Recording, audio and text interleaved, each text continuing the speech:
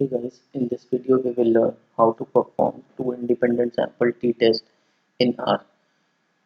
So two independent sample t-test or unpaired t-test is used to find out if there is a statistical difference between the mean of two groups, say male and female.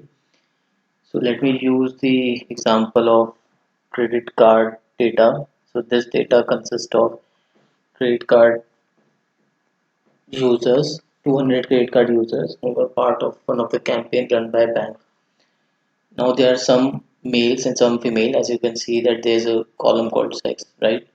Now you want to understand, is there any difference between the credit card users of male and versus female, right? So in order to do that, because you have two different samples, so you will use two independent sample t-test.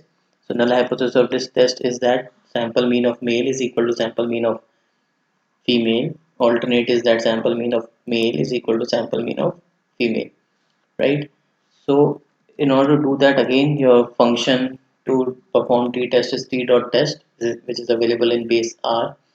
First argument is the name of the variable which you want to test, which is a last month uses, right? Then there's a tilde sign, then the variable on which you want to test. Right now this is sex, which is male and female.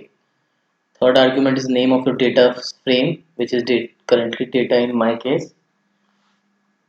And the third argument is that whether you want to perform two tail test, one tail test, right? So right now I'm using a two side test or two tail test. And the fourth argument is that vad dot equal is equal to true. So this is one of the assumption behind the two independent sample t-test, that the variance of the two group or the two population should remain same, right? So once I execute this, we'll get the output in the console, right? Your t value is 0.41, p value is 0.68. Since your p value is more than 0.05, you will accept the null hypothesis. That means there is no difference between credit card users of male versus female, right? They are equal.